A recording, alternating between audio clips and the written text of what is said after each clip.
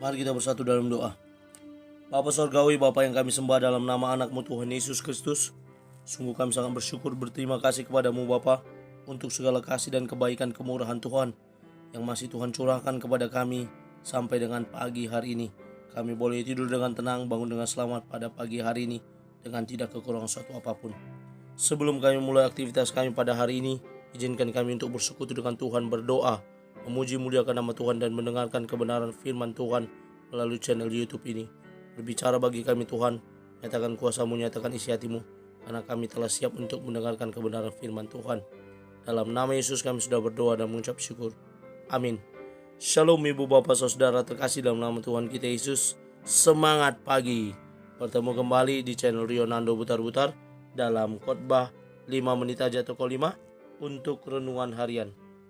Renungan pada hari ini saya ambil dari kitab 1 Korintus pasal yang ketiga ayat yang ke-23. Demikian kesaksian firman Tuhan. Baik Paulus, Apolos maupun Kefas, baik dunia, hidup maupun mati, baik waktu sekarang maupun waktu yang akan datang, semuanya kamu punya. Tetapi kamu adalah milik Kristus dan Kristus adalah milik Allah. Semuanya milik Allah. Ibu bapak saudara terkasih dalam nama Tuhan kita Yesus, dalam kehidupan ini memang semuanya adalah milik kita sebagai orang-orang yang berada di dunia ini. Kalau kita punya harta, kalau kita punya segala sesuatu, itu adalah hak milik kepunyaan kita. Namun sebagaimana yang dikatakan Paulus dalam nats ini, di mana Paulus sedang mengajarkan pada orang-orang yang ada di jemaat Korintus bagaimana mereka boleh hidup berperilaku sebagai para pengikut Kristus, sebagai orang-orang yang telah dimenangkan menjadi umat kepunyaan Allah. Bagaimana Kristus menjelaskan dasar dan bangunan sebagai orang-orang yang dibangun di dalam Kristus, dibangun dengan pondasi yang kuat berdasarkan Kristus Yesus. Dalam nats ini jelas Paulus menyatakan bagaimana jemaat Korintus pada saat itu, di mana mereka sedang berada dalam pengkotak-kotakan sebagai para pengikut Paulus, sebagai para pengikut Apolos, sebagai para pengikut Kefas. Mereka semua ada dalam kelompok. Namun apa yang mau dikatakan Paulus? Kelompok-kelompok itu tidak akan bisa berdiri dan bersatu jika hanya mengandalkan kelompoknya.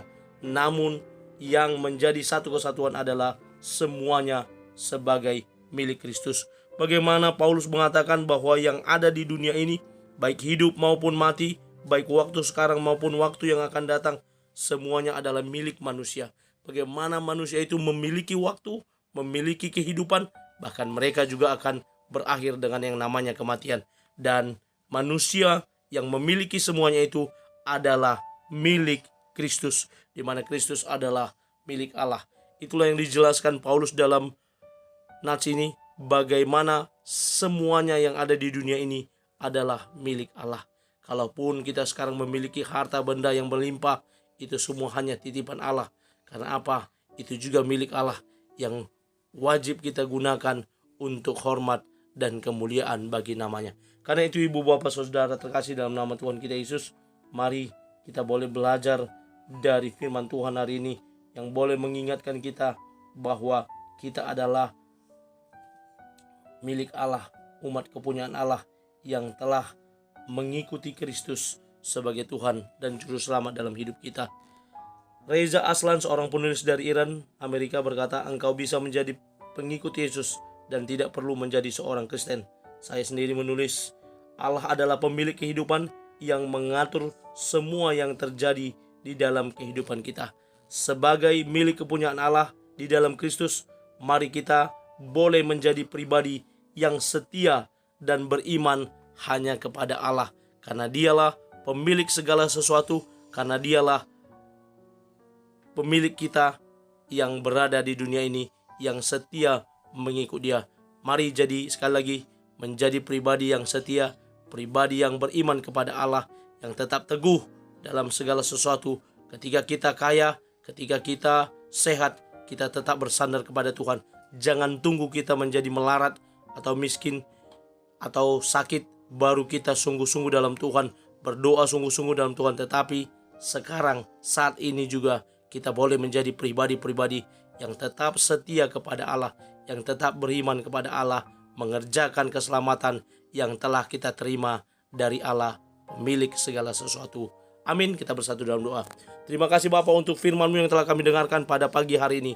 Mampukan kami untuk menjadi para pelaku kebenaran firman Tuhan, karena kami adalah umat kepunyaan-Mu, milik-Mu sendiri, yang Engkau berkati, yang Engkau jagai, yang Engkau lindungi. Karena itu Tuhan, mampukan kami untuk mengimplementasikannya dalam kehidupan kami sehari-hari, bahwa sebagai umat kepunyaan Allah, kami boleh berlaku sebagai para pengikut yang setia, yang selalu beriman kepadamu. Terima kasih Bapa. Terpuji nama Tuhan sekarang sampai selama-lamanya. Dalam nama Yesus kami berdoa. Amin. Selamat beraktivitas. Tuhan Yesus memberkati. Shalom.